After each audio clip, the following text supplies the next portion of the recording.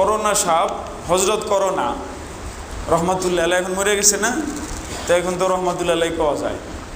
হজরত করোনা রহমাতুল্লাহ আলাইহি যখন বাংলাদেশে আসলো এবং পৃথিবীতে আসছিল, তো চলে যাওয়ার বছর সম্ভবত শেষের দিকে বা চলে যাওয়ার পর একটা ছবি তমাম পৃথিবীতে খুব প্রচারিত হইল। ওই ছবিটার মধ্যে কতগুলা তারকার ছবি দেখা যায়। এই তারকার ছবিগুলার ব্যাপারে বিজ্ঞানীরা দাবি করলো এই তারকার ছবিগুলা আজ থেকে 1300 কোটি বছর আগের। কয় বছর আগের ছবি? ছবিগুলো তুলছিল কোন বছর? 2 বছর আগে। ছবি তুলছে কয় বছর আগে? 2 বছর আগে। কিন্তু বিজ্ঞানীরা দাবি করতেছে এই ছবিগুলা কবে? এই দৃশ্যগুলা নাকি 1300 কোটি বছর আগের। আন্দাজে কয়ে ফেলাইন না, কিন্তু হিসাব করে কয়েন 1300 কোটি বছর। 1300 কোটি বছর আগের ছবি। এটা কেমনে হয়, কিভাবে হয়? আল্লাহু আকবার। আমি আপনাদেরকে সহজে বুঝাই। আপনি দেখবেন কোথাও দাঁড়ায় রয়েছেন, তো আপনার পরে বড় একটা খালি মাঠ, এরপরে বড় একটা বিল্ডিং আছে। তো আপনি যদি একটা ডাক দেন, একটা আওয়াজ করেন, তো আপনার এখানে যারা আছে পাশে আওয়াজটা তো সাথে সাথে শুনবে। কিন্তু আপনি দেখবেন কিছুক্ষণ পরে ওই বিল্ডিংয়ে বাড়ি লেগে আবার আওয়াজটা ব্যাক করতেছে, বা আওয়াজে ওখানে গেছে একটু পরে, কয়েক সেকেন্ড পরে। ঠিক কিনা ভাইয়েরা? তাহলে বোঝা গেল আওয়াজেরও গতি আছে। আওয়াজেরও কি আছে? গতি আছে। আওয়াজটা আমার এখানে যারা যারা আছে এরা তো সাথে সাথে শুনে ফেলেছে, এদের কানে সাথে সাথে চলে গেছে। কিন্তু ওই বিল্ডিংয়ে যারা আছে, ওই যে একটা মাঠের পরের বিল্ডিংটা, ওই বিল্ডিংয়ে আওয়াজটা সাথে সাথে গেছে না কয়েক সেকেন্ড পরে গেছে? কয়েক সেকেন্ড পরে গেছে। তাহলে বোঝা গেল আওয়াজের একটা গতি আছে। এই কারণেই একটা ডাক দেওয়া হইলে আমার পাশের জন সাথে সাথে শোনে, কিন্তু 2 কিলোমিটারের পরের লোকটা একটু পরে শোনে। ঠিক কিনা? যেইভাবে আওয়াজের গতি আছে, আলোরও গতি আছে। আওয়াজের গতি আমাদের কানে আইসা পৌঁছলে আমরা বুঝি আওয়াজ হয়েছে। আলোর গতি আমাদের চোখে আইসা ধরা দিলে, আলো আমাদের চোখে এসে ধরা দিলে আমরা বুঝি আলো আসছে। ঠিক আছে? তো আলোরও গতি আছে। আলোর গতি কত? হজরত বিজ্ঞানীরা বলেন আলোর গতি হইল সেকেন্ডে 3 লক্ষ কিলোমিটার। সেকেন্ডে কয় লক্ষ কিলোমিটার? বুঝা গেন কিন্তু 3 লক্ষ কিলোমিটার 1 সেকেন্ডে। মনে করেন একটা রকেট এমন, অথবা একটা যানবাহন এমন, 1 সেকেন্ডে যানবাহনটা 3 লক্ষ কিলোমিটার দূরে চলে যায়। আল্লাহু আকবার। কত বড় গতি সম্পন্ন না? বিজ্ঞানীরা বলে যে আলোর গতি হইল এমন, একটা আলো 1 সেকেন্ডে 3 লক্ষ কিলোমিটার দৌড়ায়। তো এবার আওয়াজ যেইভাবে আমার কানে এসে ধরা দেওয়ার পরে বুঝি আমি আওয়াজ হয়েছে, আলো আমার চোখে আইসা ধরা দেওয়ার পরে বুঝি আমরা আলো হয়েছি। বিজ্ঞানীরা বলে এই তারকাগুলা, যেই তারকাগুলার ছবি তারা জেমস টেলিস্কোপ নামক দূরবীক্ষণ যন্ত্র দিয়ে তুলেছিল, এরা বলে এই নক্ষত্রগুলা এত দূরে আছে, এত দূরে আছে, ওখান থেকে আলো আমাদের এই পর্যন্ত আসতে 3.5 লক্ষ কিলোমিটার সেকেন্ডে দৌড়াইয়া 1300 কোটি বছর লাগে। তা আজকে যে ছবিটা তুললো আলোর, এই আলোটা আজকে এসে আমার চোখে ধরা দিছে, কিন্তু আলোটা তো আজকে রওনা হয় নাই। এত দূরে এগুলা সেকেন্ডে 3 লক্ষ কিলোমিটার দৌড়াইয়া কয়শো বছর আগে রওনা হয়েছিল? 1300 কোটি বছর আগের। এবার কি সহজে বুঝাইতে পারছি মোটামুটি? তাহলে বোঝা গেল মোটামুটি আসমানটার আয়তন আমাদের মাধবদীর সমান হবে। কতটুকু? বাংলাদেশের সমান হবে? পুরো পৃথিবীটার সমান হবে? আল্লাহ তাআলা বানাইছেন। এই জন্য রব্বুল আলামিন কোরআন মাজিদে বলেন আনতুম আশাদ্দু খালকান আমিস সামাউ বানাহা, তোমরা কি সৃষ্টি হিসাবে বেশি কঠিন নাকি আকাশ যা আল্লাহ বানাইছেন? আল্লাহ, যেই আল্লাহ আকাশ এমন শক্তিশালী করে বানাইতে পারেন, তিনি কি কি করতে পারেন? আল্লাহ তাআলা সূরা মুমিনুনের 115 নম্বর আয়াতে ইরশাদ করেন আফা হাসিবতুম আন্নামা খলাকনাকুম আবাসা, তোমরা কি মনে করেছ তোমাদেরকে আমি সৃষ্টি করেছি অহেতুক, অনর্থক, ওয়া আন্নাকুম ইলাইনা লা তুরজাউন, এবং তোমাদেরকে আমার কাছে ফিরাইয়া আনা হবে না, আমার কাছে তোমরা প্রত্যাবর্তিত হবা না। এমন কি মনে করেছ? ফাতাআলা আল্লাহুল মালিকুল হক, এমন মনে করে থাকলে শুনে রাখো, প্রকৃতপক্ষে যিনি বাদশাহ, প্রকৃতপক্ষে যিনি সর্বময় ক্ষমতার অধিকারী, সেই রব্বুল আলামিন, তার মর্যাদা উঁচু। লা ইলাহা ইল্লাহু, তিনি ছাড়া কোনো ইলাহ নেই, কোনো রব নেই, কোনো মাবুদ নেই। রব্বুল আরশিল করিম, তিনি সম্মানিত আরশেরও রব। এই যে আয়াত, এই আয়াত অত্যন্ত একটা গুরুত্বপূর্ণ আয়াত। আল্লাহ তাআলা আমাদেরকে অহেতুক সৃষ্টি করেন নাই।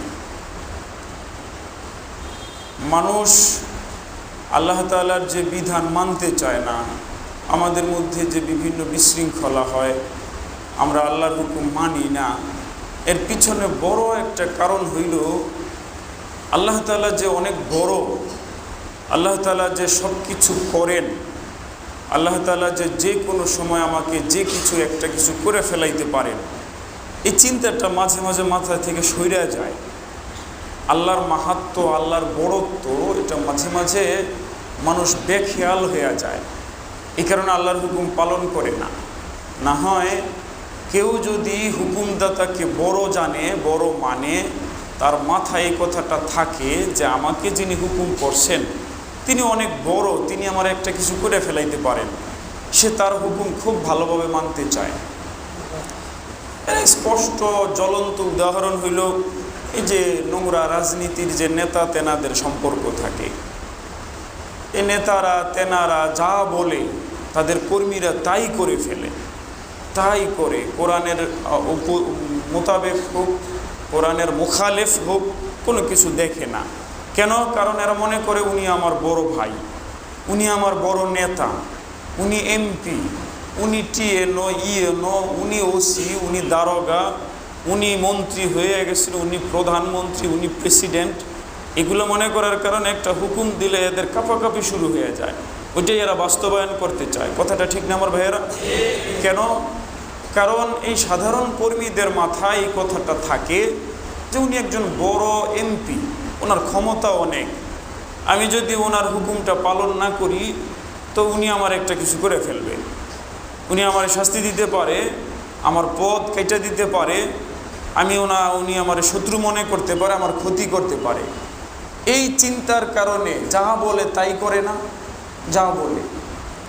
আমরা তো আগে মনে করতাম যে মাদ্রাসা, মসজিদ, উলামায়ে কেরাম, এগুলোর বিষয়ে একটা গাঞ্জাখোর, মদখোর, একটা খারাপ মানুষরাও ভয় পায়। আসলে এমন ছিল, যারা চোর এরাও মসজিদের জিনিস চুরি করতো না, যারা ডাকাত এরাও উলামায়ে কেরামের গায়ে হাত তোলার সাহস করতো না, যারা সন্ত্রাস এরাও আলেমদের গায়ে হাত তুলতে চাইতো না। যে এমনি আমরা এত খারাপ কাজ করি, আলেমদের গায়ে হাত তুলবো, এটা তো হইতে পারে না, আমরা আলেমদের গায়ে হাত তুলবো না। কারণ আসলেও আলেমদের রক্ত অনেক ভয়াবহ বিষয়। সম্ভবত ইমাম হাসান বসরি রাহিমাহুল্লাহ বলেছেন, ইন্না লুহুমাল উলামাই মাসমুমা, ওলামাদের রক্ত, মাংস, এগুলো হলো বিষাক্ত। এগুলো হলো কি? বিষাক্ত। ইন্না দামাল উলামাই, ইন্না দিমা আল উলামাই মাসমুমা, আলেমদের রক্ত হলো বিষাক্ত। মান শাম্মাহা জান্নাহ, কেউ যদি আলেমদের ওই রক্ত শুইকা দেখে শোকে তাহলে সে পাগল হয়ে যাবে। আর ওমান আকালাহা ওমান শারিবাহা মাতা, আর কেউ যদি আলেমদের রক্ত পান করে ফেলে সে মরে যাবে। মানে এটা কোনো এই কথা বলেন নাই যে আসলেই আলেমদের রক্ত শুকলে পাগল হয়ে যাবে আর পান করলে মরে যাবে। রক্ত তো পান করার জিনিস না। তিনি এর ক্ষতি বুঝাইছেন, ভয়াবহতা বুঝাইছেন। আলেমের রক্ত ঝরাইলা তো এটা তুমি শুকলা, তোমার নাকে ঘ্রাণ আসলো, উদ্দেশ্য এই না যে এমনি গেল, মানে রক্ত ঝরাইলো, কষ্ট দিল, তো ওই ব্যক্তি পাগল হয়ে যাবে। ওই ব্যক্তি দিনের ব্যাপারে তার আকল নষ্ট হয়ে যাবে। বাহ্যিকভাবে পাগলামি না করুক, কিন্তু তার ভিতরে দিনের কোনো কথা ঢুকবে না, মোহর পড়ে যাবে। না হয় দেখবেন সমাজের ভিতরে অনেক মানুষ এমন আছে যে তার দুনিয়ার বিষয়ে খুব সচেতন, কোন ব্যবসা করলে এক পয়সা লাভ হবে, বিশেষ করে যে আপনাদের এলাকার ব্যবসাগুলা, এগুলো কিন্তু পয়সারও হিসাব করা হয়, টাকারও হিসাব করে না, যে মাল প্রতি পিস প্রতি কয় টাকা আমার লাভ হবে, কয় পয়সা আমার লাভ হবে, এগুলো হিসাব করলেই লক্ষ টাকা হয়ে যায়। তো যেই লোকগুলা এক এক পয়সা হিসাব করতে পারে, যেই লোকগুলা এক এক টাকা হিসাব করতে পারে, ওই লোকগুলো দেখবেন আখেরাতের ব্যাপারে পুরা বেখবর হয়ে পড়ে রয়েছে। হ্যাঁ, বেখবর মানে একেবারেই তার খবর নাই। একটা পাগলে যেমন এমন হয়, একটা পাগলের বাড়িতে হাজারো পেরেশানি থাকলেও কি পাগলের ভ্রু কুচকায়? পাগলের মাথায় ভাঁজ পড়ে, চেহারায় ভাঁজ পড়ে, কপালে ভাঁজ পড়ে? পাগলের কোনো দুশ্চিন্তা হয় না, পাগল বুঝে না। তো উলামায়ে কেরামের শত্রুতা করা এটা তাদের রক্ত শোকার মতো। রক্ত শুকলে পাগল হয়ে যাবে মানে হেদায়েত থেকে বঞ্চিত হয়ে যাবে। আর কেউ আলেমদের হত্যা করলো, তাদের রক্ত পান করলো মানে তাদেরকে হত্যা করলো, এর মানে এর দিন ইমান সব ধ্বংস হয়ে গেল, মরে গেল। যাই হোক, তো আমরা আগের যুগে দেখেছিলাম যে মানুষ মাদ্রাসা, মসজিদ, উলামা, তালাবা এদের ব্যাপারে আল্লাহরে ভয় করতো, কিন্তু এখন কি এগুলা করে? কত কত আলেমদেরকে মেরে ফেললো, আলেমদের দাড়ি টাইনা ছিঁড়ে ফেলাইতেছে। আমরা দেখছি যে 2021 সালে মোদি এই দেশে যখন আসতে চাচ্ছিল, নরেন্দ্র মোদি কসাই মুসলমান, হাজার হাজার মুসলমানের রক্তের দাগ ওর হাতে লেগে রয়েছে। সে যখন এই দেশে আসতে চাচ্ছিল, মাদ্রাসার ছাত্ররা, আলেমুলামারা, সব বড় বড় সংকটে দেখবেন আলেমুলামারাই আগে বের হয়, আলেমুলামারাই বের হইল, তাদেরকে কেমনে হত্যা করা হইল। ওই সময় আমরা দেখছি বাইতুল মোকাররমে কিছু আলেমের, তালেব এলেমের দাড়ি টাইনা ছিঁড়ে ফেলতেছে, টাইনা ছিঁড়তেছে, যুবলীগের নেতা। তো এই যে এরা যেগুলো করছে, এদেরকে জিজ্ঞেস করেন কেন করো, বলবে উপরের নির্দেশ। এই যে পুলিশগুলা জুলাই আন্দোলনে প্রায় 1600 মানুষ মেরে ফেলাইল, এদেরকে জিজ্ঞেস করেন তোমরা কেন এমন করলা, বলবে উপরের নির্দেশ। তো উপরের নির্দেশটাকে ব্যক্তি এমনভাবে মানতেছে কেন? আরেকটা মানুষের হত্যা করে ফেলছে এবং সেও জানে হত্যাটা কত বড় মারাত্মক কাজ। একটা মানুষকে মেরে ফেলা চারটিখানি কথা না, একটা মানুষকে গুলি করার পরে উপর হয়ে পড়ে থাকতেছে আর ভিতর দিয়া ফিনকি মাইরা রক্ত বের হইতেছে আর জানটা বের হওয়ার জন্য এমন কাঁপতেছে দেহটা, এটা বরদাস্ত করা দেখা, এটা চারটিখানি কথা না। এই জিনিসগুলো এরা বরদাস্ত করছে কেন? বলে যে আমার উপরের নির্দেশ, আমার নেতা আমারে নির্দেশ দিচ্ছে, সে তার নেতাকে বড় মনে করে। মানুষেরও যদি মহান মালিকের বড়ত্ব মর্যাদা বুঝতে পারে, দিলের ভিতরে বসাইতে পারে, তাহলে সেও ইনশাআল্লাহ আল্লাহ তাআলার হুকুম মানা শুরু করবে, আল্লাহ তাআলার হুকুমের খেলাফ করতে পারবে না। এজন্য আমাদের এটা একটা কাজ, আল্লাহর কুদরত নিয়ে চিন্তা করা। ওই যে আপনার বাড়ির পাশে একটা লোকের ক্যান্সার হয়েছে, এটা নিয়ে আপনি নিজে একটু চিন্তা করবেন যে এই ক্যান্সারটা তো আমার মালিক আমারে দিলেও পারতেন, আমারও দিতে পারে। ওই যে আপনার বাড়ির পাশে আরেকজনে স্ট্রোক করে মরে গেছে, আপনার এটা টেনশন করতে হবে। ওই যে আপনার বাড়ির পাশে আরেকজনের স্ট্রোক হয়ে এক পাশ প্যারালাইজড হয়ে রয়েছে, আপনিও কল্পনা করেন এগুলো আপনারও হয়ে যেতে পারে। এই চিন্তাগুলো বারবার জাগ্রত করতে হবে। রব্বুল আলামিন বলেন, আমি কি তোমরা কি মনে করেছ আমি তোমাদেরকে অনর্থক সৃষ্টি করেছি? কত কিছু আল্লাহ সৃষ্টি করেছেন, এগুলো কি অনর্থক হইতে পারে? কত বড় সৃষ্টি আল্লাহ, তাই না? কত বড় সৃষ্টি আল্লাহ, কত বড় খালেক। একটা তথ্য শুনাইছি কিনা, করোনা সাহেব, হজরত করোনা রহমতুল্লাহ আলাইহি এখন মরে গেছে না, তো এখন তো রহমতুল্লাহ আলাইহি পাওয়া যায়। হজরত করোনা রহমতুল্লাহ আলাইহি যখন বাংলাদেশে আসলো এবং পৃথিবীতে আসছিল, তো চলে যাওয়ার বছর সম্ভবত শেষের দিকে বা চলে যাওয়ার পর একটা ছবি तमाम পৃথিবীতে খুব প্রচারিত হইল। ওই ছবিটার মধ্যে কতগুলা তারকার ছবি দেখা যায়। এই তারকার ছবিগুলার ব্যাপারে বিজ্ঞানীরা দাবি করলো এই তারকার ছবিগুলা আজ থেকে 1300 কোটি বছর আগের। কয় বছর আগের ছবি? ছবিগুলো তুলছিল কোন বছর? আরে 2 বছর আগে ছবি তুলছে। কয় বছর আগে? 2 বছর আগে। কিন্তু বিজ্ঞানীরা দাবি করতেছে এই ছবিগুলা কবে, এই দৃশ্যগুলা নাকি 1300 কোটি বছর আগের। আন্দাজে কয়ে ফেলাইন না, কিন্তু হিসাব করে কয়েন 1300 কোটি বছর 1300 কোটি বছর আগের ছবি, এটা কেমনে হয়, কিভাবে হয়? আল্লাহু আকবার। আমি আপনাদেরকে সহজে বুঝাই। আপনি দেখবেন কোথাও দাঁড়ায় রয়েছেন, তো আপনার পরে বড় একটা খালি মাঠ, এরপরে বড় একটা বিল্ডিং আছে।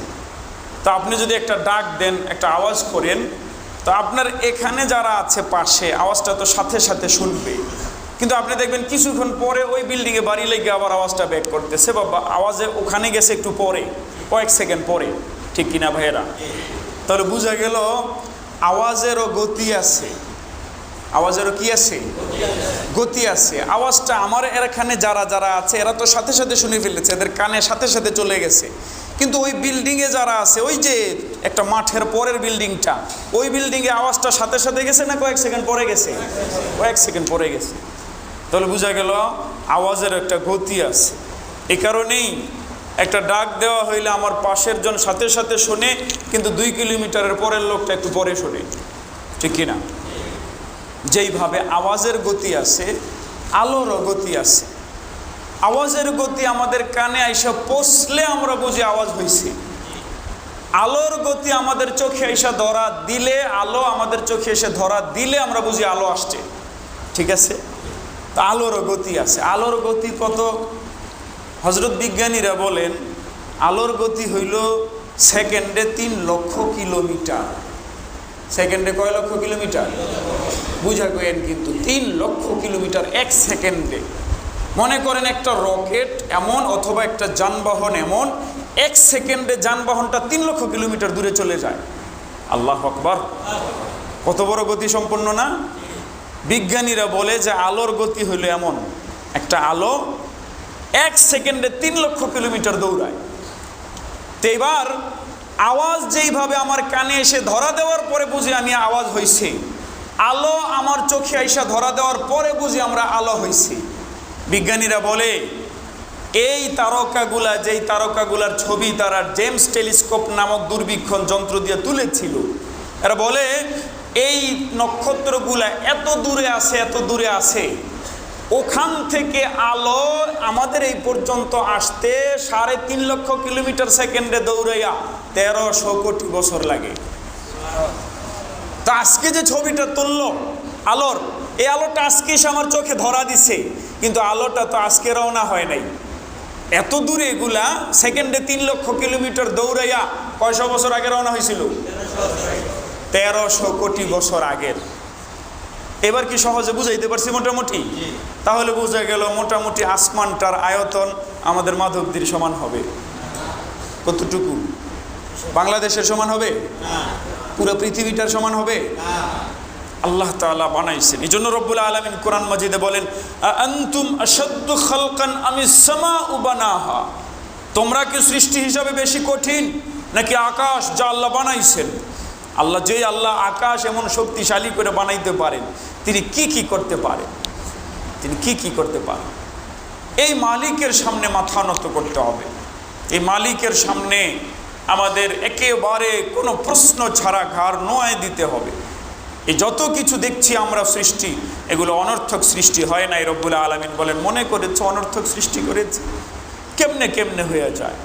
এই যে আপনাকে জাগো নাতি হয়েছে, এই দাদাগুলা আমার সাথে মজা করে আলাপ করে আর বলে, যেমন গত 3-4 দিন আগে এক দাদা আলাপ করতেছে, প্রথম নাতি হয়েছে, নাতনি হয়েছে, কি যে মজা নিয়ে নিয়ে কথা বলতেছে, সুবহানাল্লাহ। হয় আমার বইনে আমার আইতেই দেয় না। কেমনে কথা কইতেছে কি, সুবহানাল্লাহ, কি সুন্দর শব্দ। আমার বইনে আমার আইতেই দেয় না, গেলেই যে কি করে, কান্নাকাটি কি করে, দাদার ভিতরটা গলে যাইতেছে, আমি খেয়াল করতেছি, চেহারাটা খেলতেছে। যেহেতু ভালোবাসা আসতেছে, কেমনে হয় বাচ্চাগুলা, কেমনে হয়? সুবহানাল্লাহ, একটা নাপাক পানি থেকে এত সুন্দর এই হাসিটা দেখলে ভিতরটা একদম গলে যাইতে চায়। কেমনে হইতেছে এগুলো? এমনি এমনি হয়ে যায়, আশ্চর্য কথা। আর এইভাবে হয়ে যাচ্ছে, অনর্থক হয়ে যাচ্ছে। এমনই আল্লাহ তাআলা সৃষ্টি করতেছেন, কিভাবে সৃষ্টি করেন, কত শত প্রকার। এই যে মোবাইল, ইন্টারনেট, ফেসবুক, টুইটার, এই যে স্যাটেলাইট, এই যে যাবতীয় প্রযুক্তির উৎকর্ষ নিয়ে আমরা মেতে আছি, আমরা উপভোগ করছি, এনজয় করছি। এগুলো কি এমনি এমনি হয়ে যাচ্ছে? এগুলা কি অনর্থকই হচ্ছে? এই যাবতীয় যা কিছু হচ্ছে এখানেও রহস্য আছে, এখানেও বড় পরীক্ষা আছে। এগুলা মালিকের হুকুমে হচ্ছে। মালিকের হুকুম ছাড়া একটা গাছের পাতাও নড়ে না, কোরআন মাজিদে আছে, ঠিক কিনা ভাইয়েরা? তো মালিকের বড়ত্ব নিজেদের মাথায় ঢুকাইতে হবে। আমার মালিক বড়। কত বড়? আমার মা বাবার চেয়ে বড়। কত বড়? আমার নেতার চেয়ে বড়। কত বড়? প্রধানমন্ত্রীর চেয়ে বড়। কত বড়? तमाम দুনিয়ার সাম্রাজ্যবাদীদের চাইতেও বড়। কত বড়? তুলনা করান কুফুরি, তুলনা ছাড়া আমার মালিক বড়, ঠিক কিনা? এই ধারণা, এই ব্রেনের মধ্যে এই চিন্তাটাকে একদম বসায় ফেলতে হবে, তাহলে আর বান্দা গুনাহ করতে পারবে না। যেমন ওই যে তেনাগুলা নেতার ধারণা বসাইছে, তো তেনাগুলা নেতার হুকুমে, ওপরের হুকুমে যা ইচ্ছা তা করে, আরেকজনের সন্তানরও মেরে ফেলে, ফেলায়। আল্লাহ তাআলা আমাদের সকলকে আল্লাহ তাআলার বড়ত্ব বুঝা এবং ব্রেনের ভিতরে তার বড়ত্বকে বসানোর তৌফিক দান করেন, বলবো আমিন। তার যাবতীয় হুকুম আহকামগুলা মেনে নেওয়ার তৌফিক দান করেন, বলবো আমিন।